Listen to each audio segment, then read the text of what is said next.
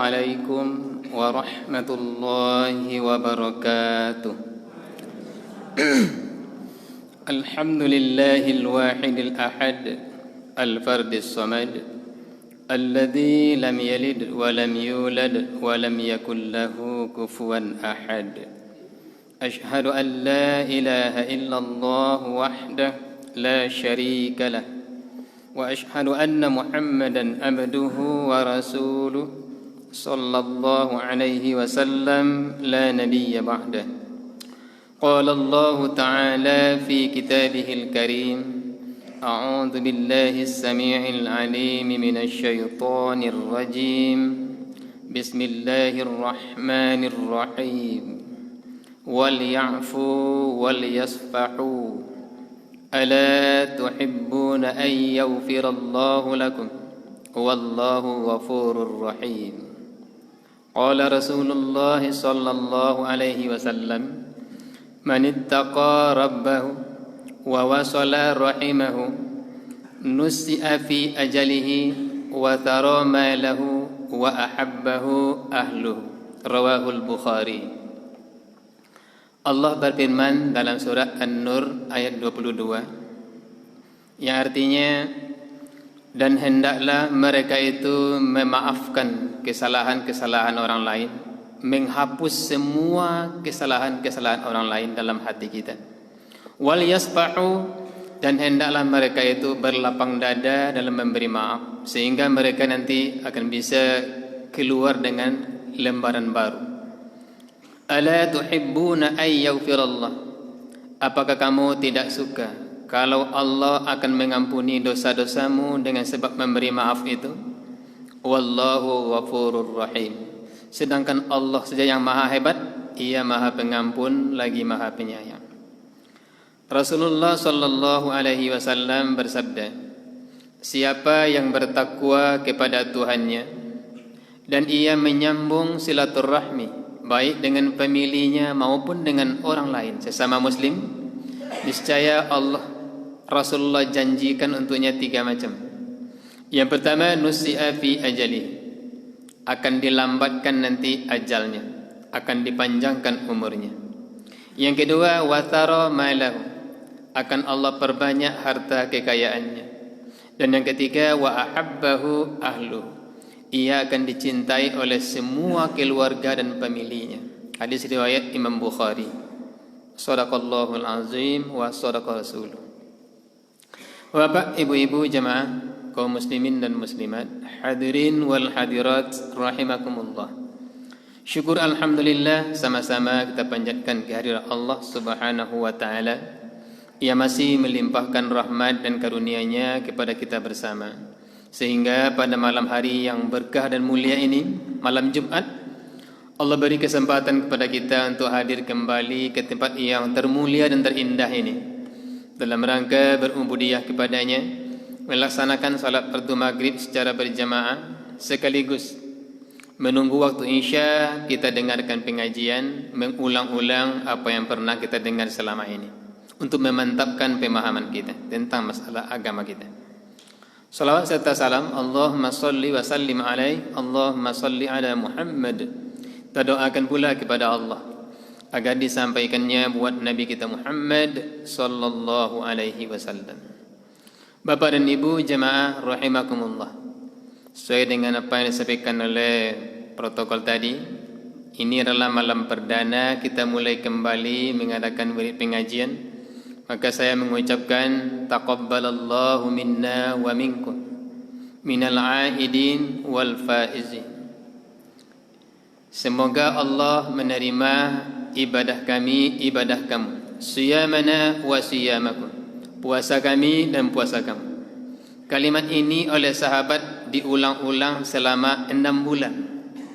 Sampai 6 bulan ke depan, setiap mereka berjumpa, mereka berdoa seperti itu. Taqabbalallahu minna wa minkum siyamana wa siyamakum taqabbal ya karim.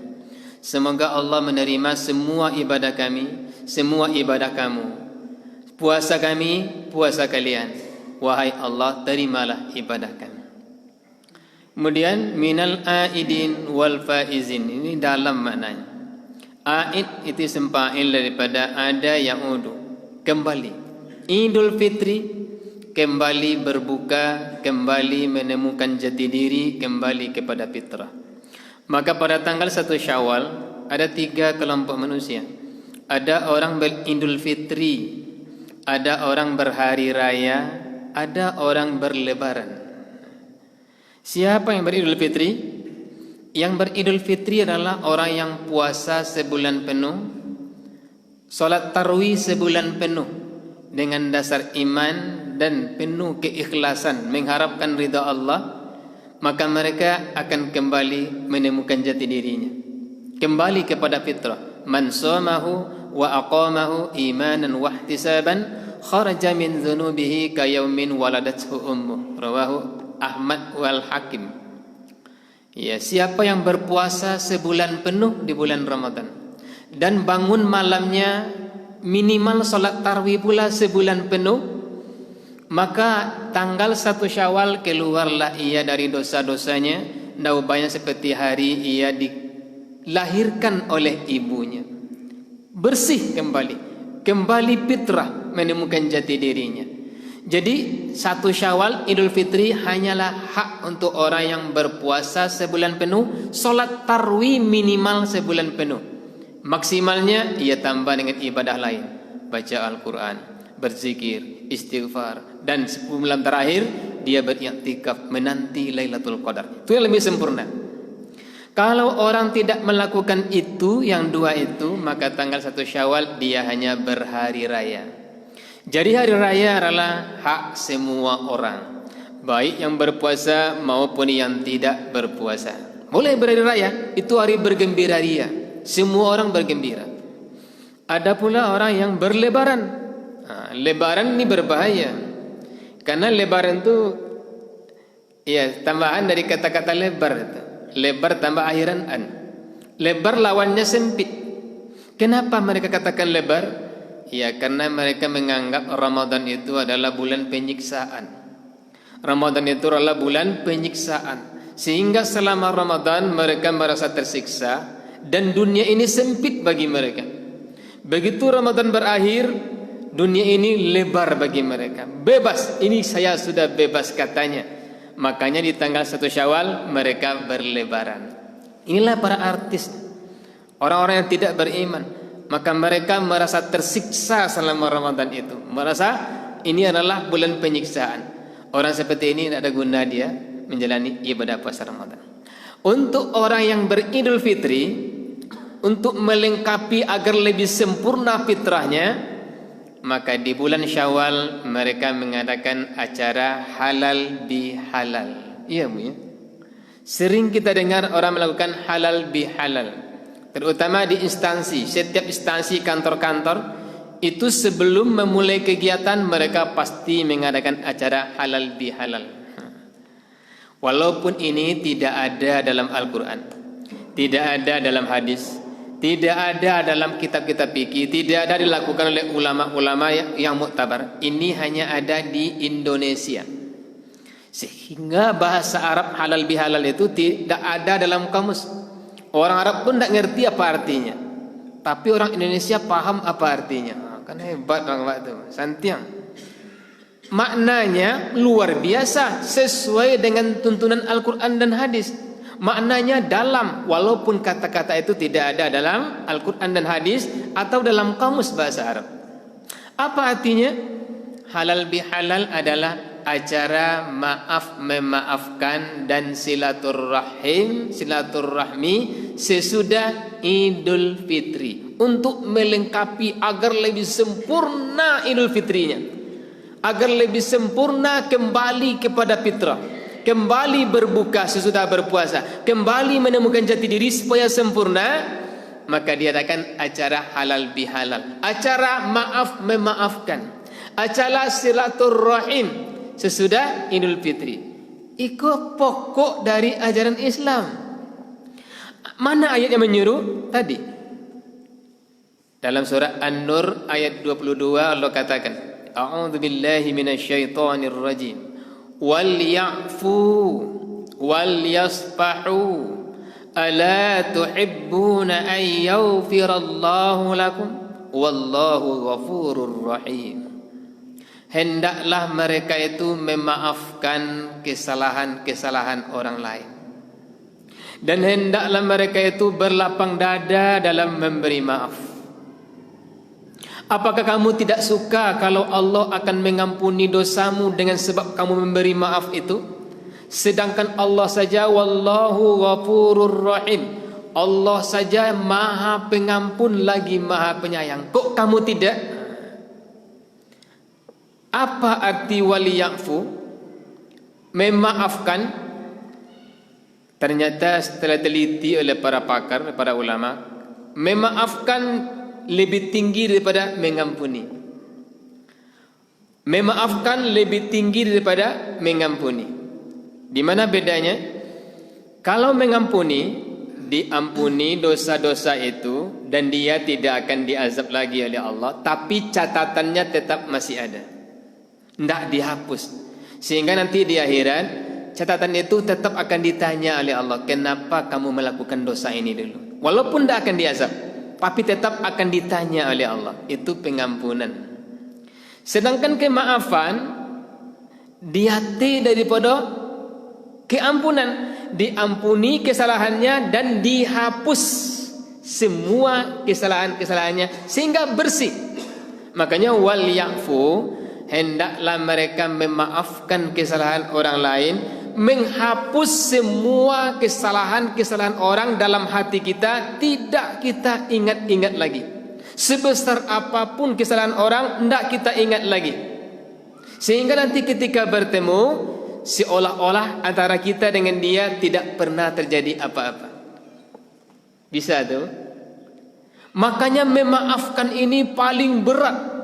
Wal afina 'anin nas, salah satu ciri-ciri orang takwa itu mereka mau memaafkan kesalahan manusia lain.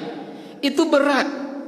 Melupakan kesalahan orang, tidak mengingat-ingat lagi, ketika bertemu seolah-olah tidak pernah terjadi apa-apa antara kita dengan dia. Itulah kemaafan yang sesungguhnya.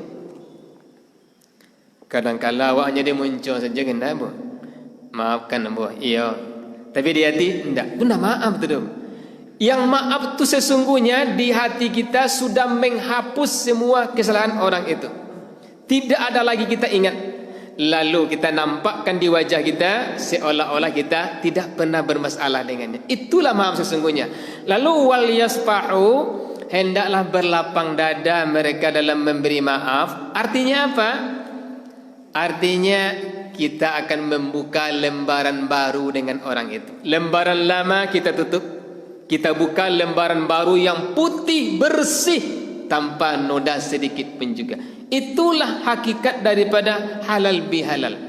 Kalau lah bentuk itu kita antara kita sesama kita, baik dengan keluarga maupun dengan sesama kaum muslimin, itu luar biasa. Inilah hakikat dari halal bihalal itu. Tambah satu lagi, silaturrahim, menyambungkan kasih sayang yang terputus selama ini. Mungkin ada gontok-gontokan seketik, ada gesek-gesekan seketik, ada ketidaksenangan seketik. Maka hari ini kita habisi. Tidak ada lagi. Kita ingin putih bersih. Sehingga hari ini kita membuka lembaran baru, membuka kertas baru, membuka hidup baru. Silaturrahim. Apakah silaturrahim dengan keluarga, dengan pemilik kita? Karena kata ulama silaturrahim itu ada dua. Ada silaturrahim khassah, ada silaturrahim ammah. Yang khassah apa? Antara kita dengan keluarga. Awak kakak beradik, awak jemama, keponakan, mintu, minantu, ipa, biye, alebu, yang orang-orang ada hubungan tali darah je kita sambung tu. Kita bermaaf-maafan, kita habisi semua yang ada selama. Sehingga ketika itu ada yang menangis, ada yang terharu, ada yang berduka, ada yang berketawa, ada yang gembira ria. Macam-macam situasi campur baur. Kadang-kala haru campur tangis, senyum campur tangis. Seperti itu kadang-kala. Ya, saling merangkul. Itu silaturrahim. Kalau ndak kita jalin, ya, ndak kita jalin ketika Idul Fitri, ndak jadi jalin doh. Kok parah kok. Berarti kita menyia-nyiakan Ramadan sebulan batang. Ndak ada arti Ramadan itu. Ndak berarti Ramadan itu bagi kita. Ndak. Kemudian kita sambung pula hubungan kita dengan orang lain, sesama muslim. Ndak ada antara kita yang gontok-gontokan. Kitalah bersalaman, kitalah bermaaf-maafan. Karena bahayanya gada. Kalau silaturahim khassa yang rusak, iko kita ndak berhak masuk surga. La yadkhulul jannata qati'ur rahim. Rawahul Bukhari wa Muslim. Tidak berhak masuk ke dalam surga orang yang memutuskan hubungan kasih sayang dengan pemilihnya, dengan keluarganya. Siapapun keluarga itu, mamak kah, keponakan kah, mertua kah, menantu kah, kakak kah, adik kah, siapa saja yang sudah ada hubungan tali darah, tidak berhak masuk surga. Sedangkan kalau orang lain gitu tidak belok, itu amal ibadah kita tidak diterima. Imran kanas bainahu wa baina akhihi syuhunan fayaqulullahu utruku hadaini hatta yastaliha. Rawahu Muslim. Seseorang yang masih ada juga gontok-gontokan bermusuhan dengan saudaranya sesama muslim, maka Allah bilang pada malaikat Raqib, utruku hazaini. Raqib, tinggalkan amal dua orang ini. Jangan kamu catat amal kebaikan sampai mereka berdamai kembali, sampai mereka berbaik-baikan kembali. Maka hari ini semuanya mencair. Tanggal 1 Syawal semuanya mencair, tidak ada lagi kita yang bermusuhan dengan siapapun. Untuk apa? Untuk supaya kita kembali menemukan jati diri, kembali kepada fitrah. Itulah hakikat daripada Idul Fitri dan hakikat daripada halal bihalal. Cukupkah sampai di situ? Tidak. Ada satu lagi yang harus kita pertahankan. Apa? Inilah perjuangan besar kita, ketakwaan. Karena tujuan puasa itu adalah la'allakum tattaqun. Supaya dengan berpuasa itu kamu bertakwa kepada Allah. Sebagian besar pakar tafsir mengatakan la'alla itu bukan huruf taraji, bukan huruf pengharapan, bukan mudah-mudahan artinya, tapi itu huruf ya. Tujuan diartikan supaya kamu bertakwa. Dengan berpuasa sebulan penuh supaya kamu bertakwa. Kau nampak ya kamu. Kau nampak yang payah untuk meraihnya. Tapi harus kita raih. Harus kita gapai. Caranya masih banyak. Masih banyak cara untuk menggapai takwa itu. Tadi kita bacakan hadis dulu. Hadis manfaat kalau kita bertakwa, kalau kita menjalin silaturahim, baik dengan keluarga maupun dengan orang lain. Ada 3 Rasulullah janjikan dalam hadis sahih riwayat Muslim. Manittaqa wa wasala rahimahu. Siapa yang benar-benar bertakwa kepada Allah dan ia menyambung silaturahim, baik dengan pemilihnya maupun dengan sesama muslim, Rasulullah janjikan 3. Yang pertama untuknya adalah, yang pertama, nusi'a fi ajalihi, akan dilambatkan ajalnya, akan ditunda masa kematiannya. Artinya akan diperpanjang usianya, diperpanjang umurnya. Apakah ini maksudnya memang betul akan diperpanjang, ataukah memang ini kata kiasan, maksudnya nanti umurnya akan berkah? Kalau dia sudah meninggal, orang tetap masih teringat akan kebaikan-kebaikannya. Kedua tafsir ini diterima oleh ulama. Bisa saja kalau Allah berkehendak akan dilambatkan usianya, dilambatkan ajalnya, diperpanjang umurnya. Atau mungkin batasnya sudah ada, tapi ketika dia sudah meninggal, orang tidak bisa melupakan kebaikan-kebaikannya. Itu juga panjang umur. Syaratnya apa? Takwa kepada Allah, sambung silaturahim. Kalau silaturahim kan ada masalah. Takwa kok kita bahas nanti. Cara mengukur kita kalau bertakwa atau alun. Aduh, barometernya. Kata Imam Ghazali, ada 5 barometer untuk mengukur apakah kita sudah bertakwa atau belum. Yang kedua, janji Rasulullah orang yang bertakwa dan menyambung silaturahim adalah wathara malahu. Allah akan memperbanyak harta kekayaannya. Allah akan suburkan harta kekayaannya. Mungkin banyaknya berkah, atau banyaknya jumlah harta yang Allah berikan kepada kita. Harta mungkin seketik, tapi keberkahannya luar biasa. Banyak manfaat bisa diraih oleh pemiliknya. Anak banyak, keluarga banyak, harta segitu, tapi kok bisa bagi-bagikan dan sampai tujuan. Itu juga dengan saramalahu, atau mungkin jumlah hartanya ditambahkan oleh Allah, diperbanyak oleh Allah. Yang ketiga adalah wa ahabbahu ahluhu. Siapa yang bertakwa kepada Allah, dia sambung silaturahim, maka ia akan dicintai oleh semua keluarga dan pemiliknya. Saya tidak ingin, Pak. Saya tidak ingin. Sado kita ingin kita diagungkan oleh pemilik kita. Kita dihargai, kita dihormati, kita dimuliakan, kita disegani. Ternyata dalam Islam syaratnya tidak payah ada. Dua. Yang pertama takwa kepada Allah.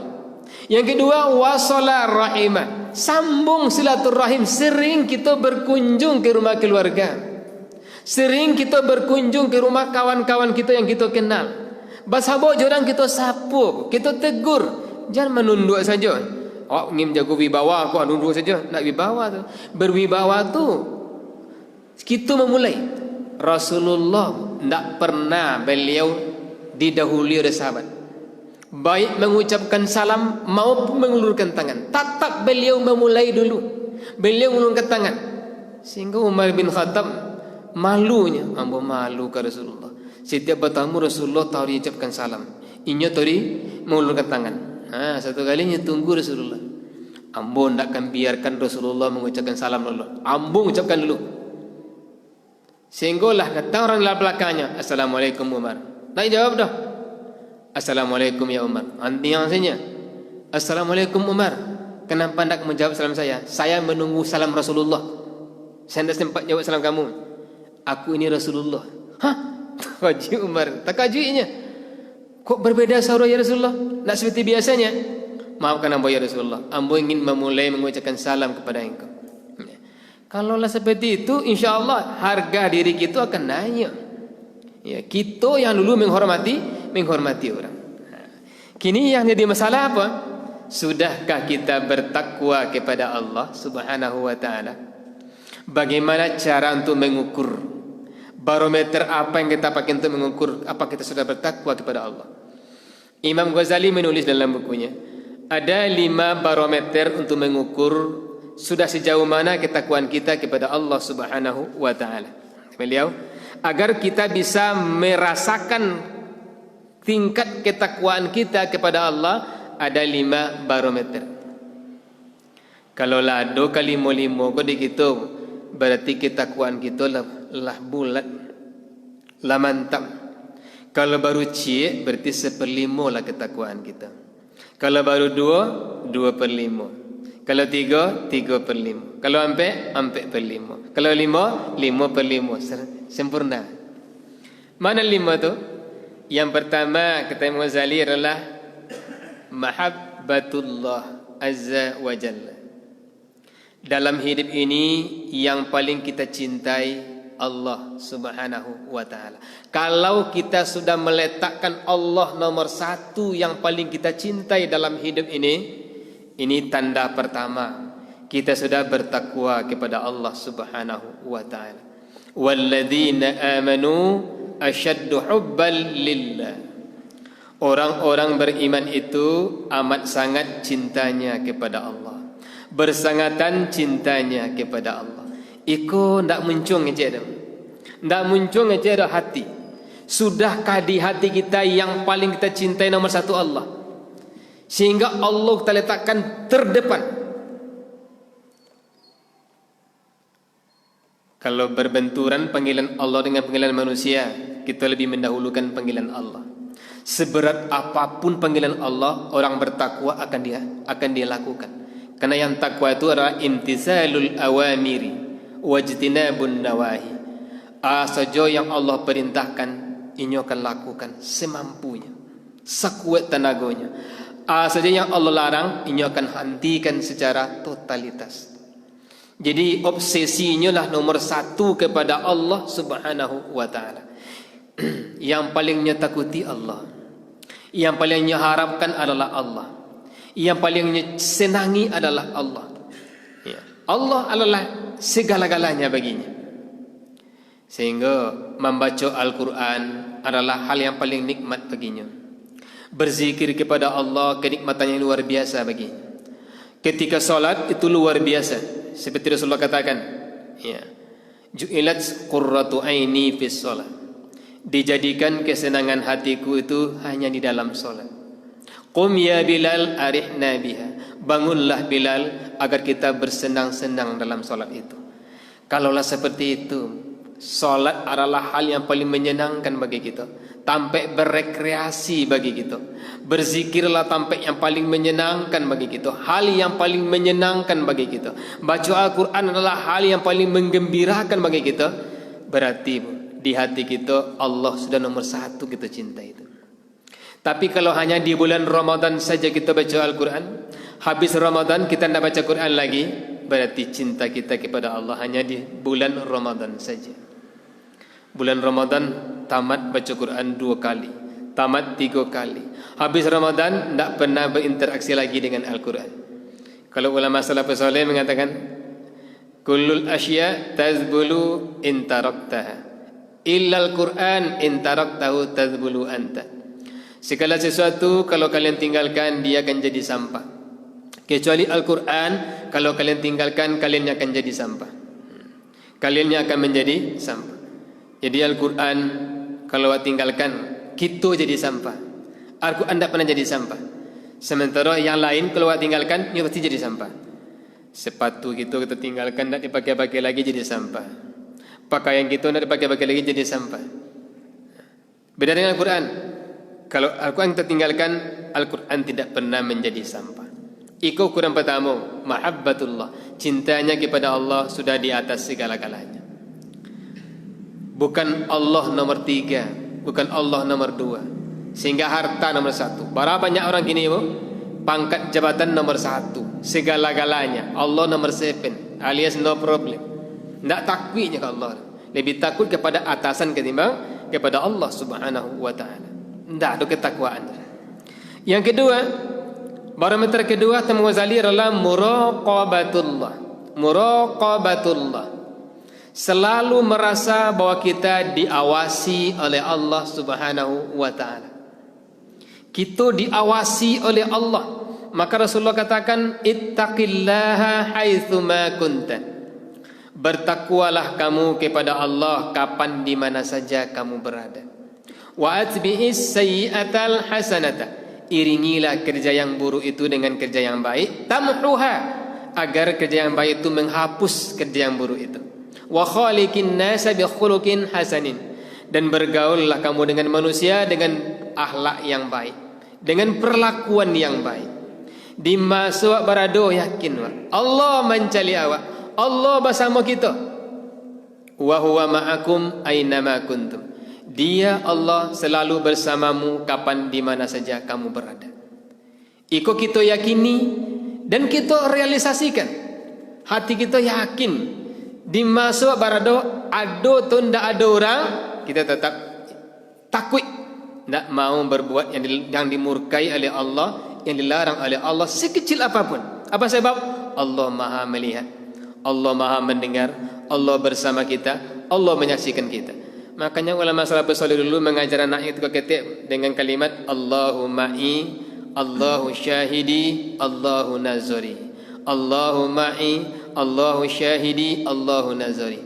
Allah selalu bersamaku, Allah selalu menyaksikan aku, Allah selalu melihat aku.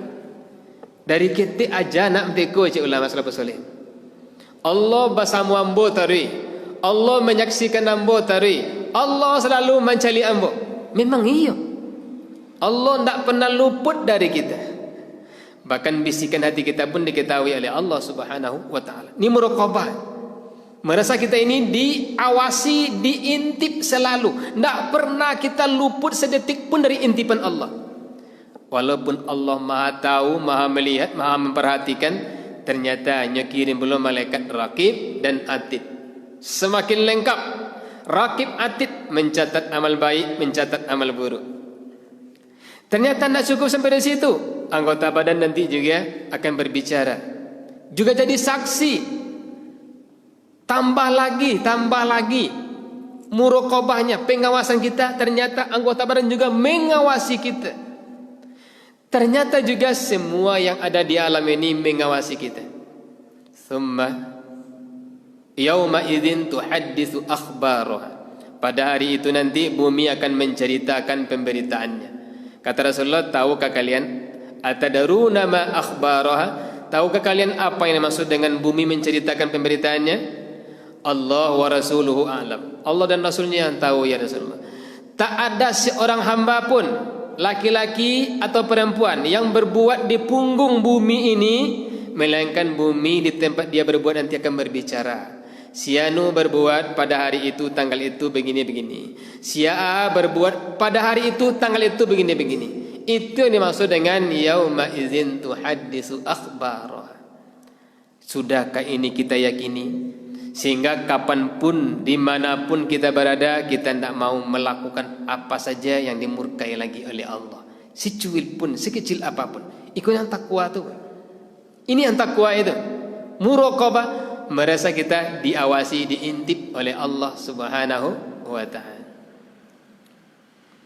Itulah tahu. Kalau ilmunya lah tahu gitu.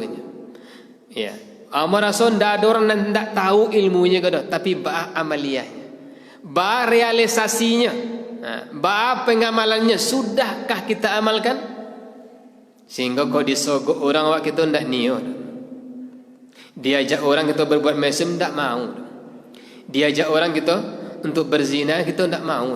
Diajak orang kita untuk maling kita tidak mau. Sebab Allah melihat, malaikat rakib atid mencatat, anggota badan jadi saksi. Semua yang ada di bumi tempat kita berbuat nanti akan berbicara. Jadi saksi dan berbicara nanti, berceritanya. Antaqanallahu alladhi antaqa kulla syai'. Kulit nanti akan berbicara. Lima syahidtum alaina, ay kulit, mengapa kau jadi saksi untuk kami?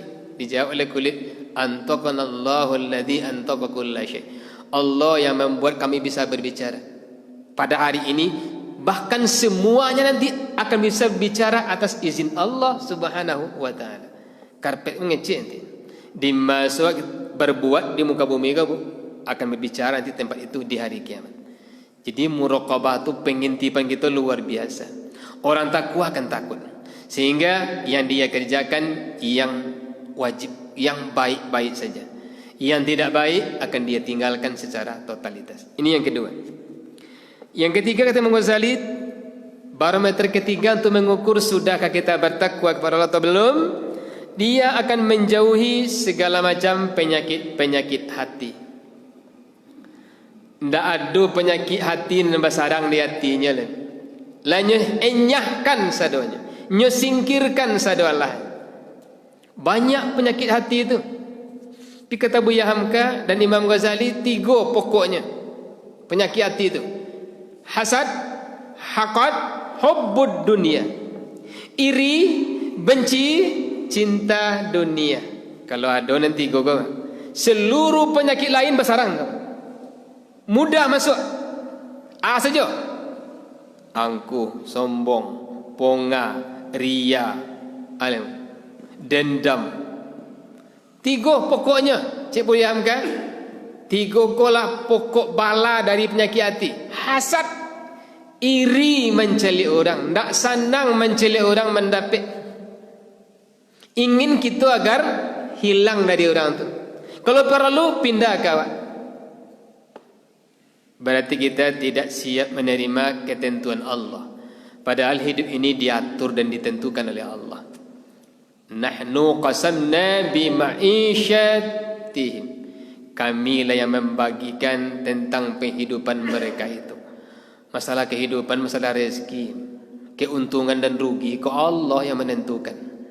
Lah sudah untuk ujian. Wa nabluukum bisyarri wal khairi fitnah. Kami uji kamu dengan kebaikan dan keburukan, dengan kesenangan dan kesusahan dan penderitaan, semuanya ujian. Wa ilaina turja'un, dan kepada kami kamu semuanya akan dikembalikan. Maka kita iri. Orang iri kos penyakit ku. Maka Rasulullah katakan, iyyakum wal hasada fa innal hasada ya'kulul hasanat kama ta'kulun narul khatab. Jauhilah olehmu sifat hasad, iri, dengki, karena itu akan memakan amal kebajikan sebagaimana api memakan kayu yang bersih. Dibuang. Buang, kalau perlu mohon pada Allah agar itu ndak ada di hati kita iri kelem.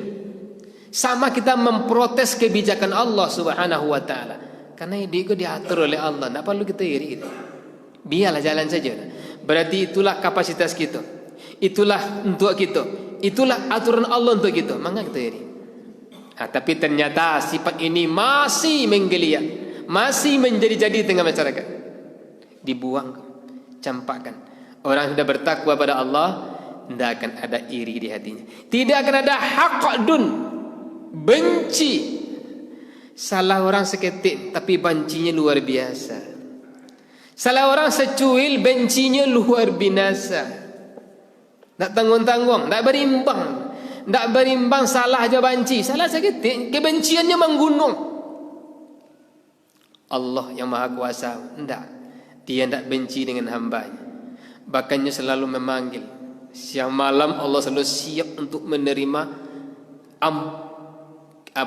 taubat hambanya. Hamparkan tangannya, siap menerima taubat hambanya kapanpun hambanya bertobat. Tak pendendam Allah, tak hakak Allah, tak banci Allah, tak zalim Allah. Cuma kita yang menzalimi diri kita sendiri. Ya, manusia yang menzalimi diri mereka sendiri. Buang kebencian di hati. Sekadang apapun kesalahan orang, iya. Kalaupun ada benci, tapi sekedar saja. Ahbib habibaka haunan ma asa ayyakuna baghidaka yawman ma. Cintailah kekasihmu itu sekedar saja, karena boleh jadi suatu saat akan kamu benci. Wa baghidaka haunan ma asa ayyakuna habibaka yawman ma. Bencilah yang kamu benci itu juga sekedar saja, karena boleh jadi suatu saat nanti yang kamu benci itu akan kamu cintai. Jadi sedang-sedang saja. Kok kau benci sedang saja. Kok karin sayang sedang saja.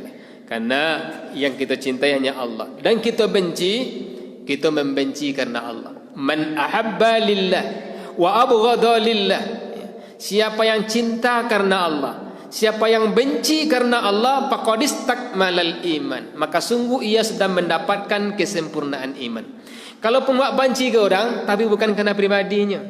Kita membencinya karena Allah benci kayaknya. Parangainya kok dibenci Allah, sehingga membencinya karena Allah. Tak ada. Itu tanda iman kita sempurna.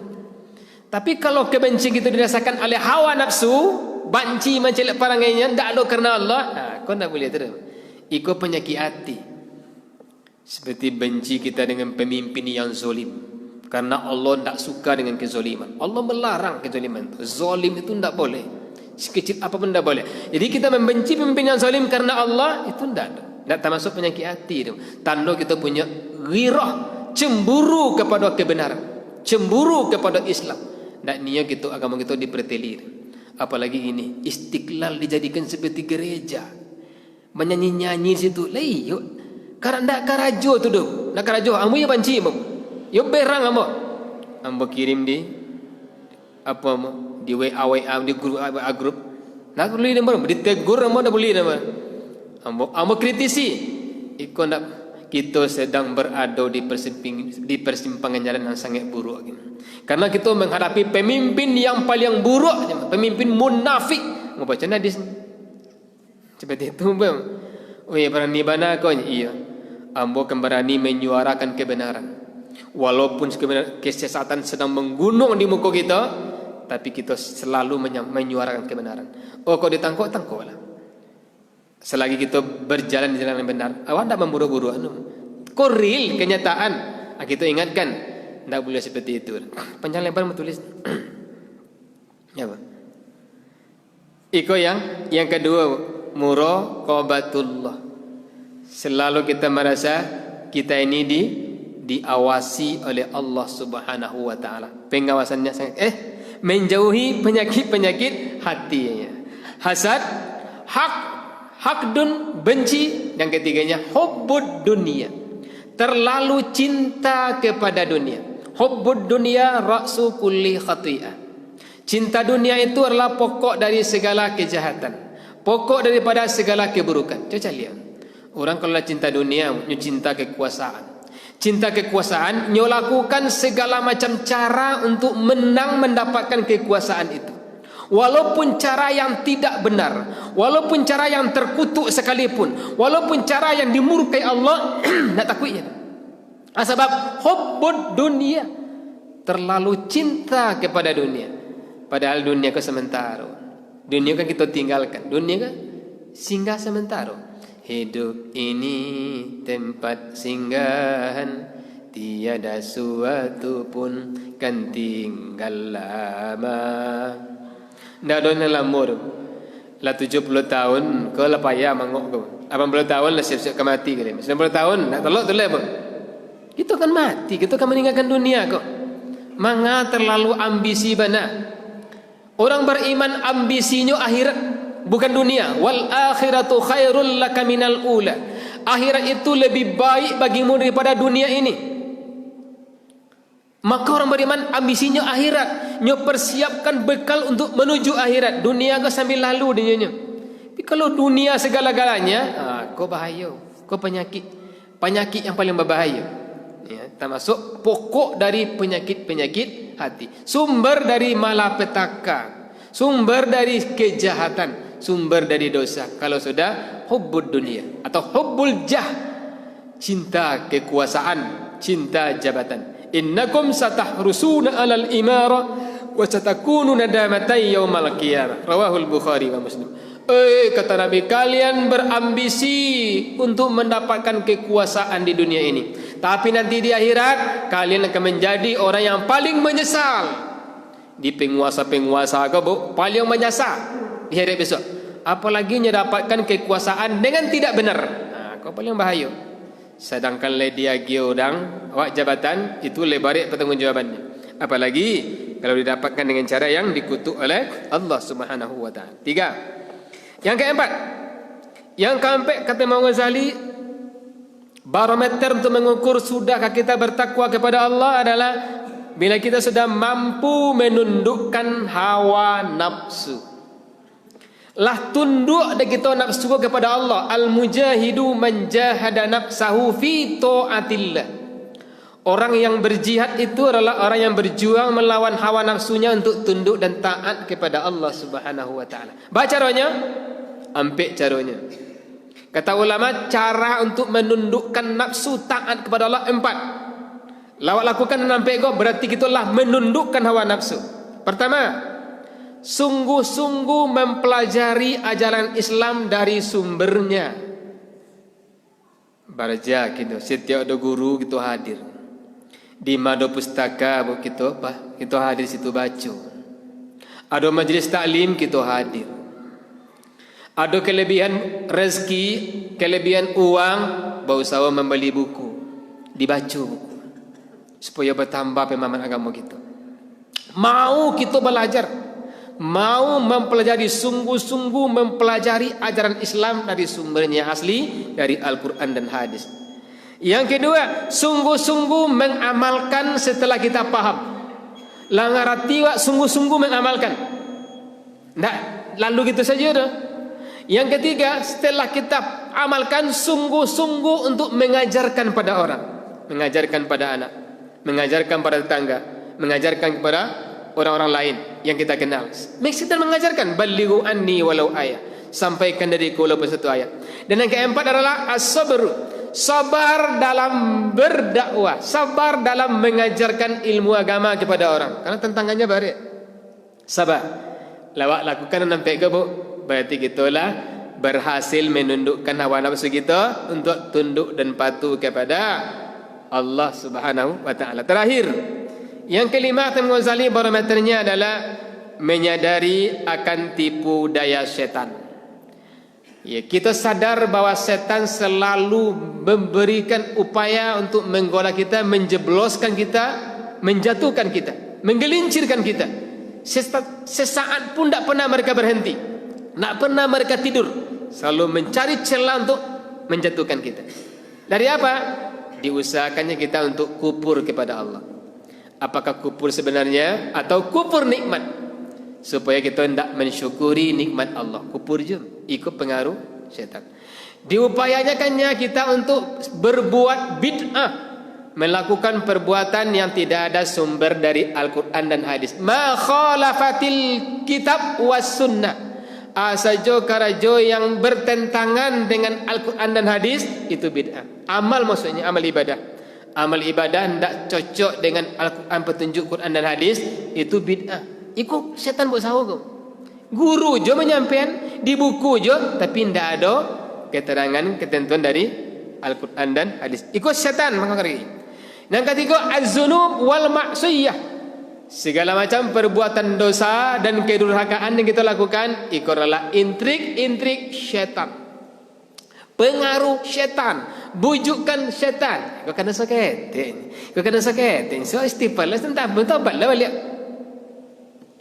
Dan yang kelima, pengaruh syaitan yang kelima, 2, 3 dan sampai adalah terlena dengan kesenangan dunia, terlena dengan hal-hal yang dibolehkan. Kita boleh pakai pakaian yang indah-indah, tapi jangan sampai terlena. Kita boleh makan lemak-lemak, tapi jangan terlena dengan itu. Karena kalau terlena dengan dunia, itu adalah ulah syaitan laknatullah.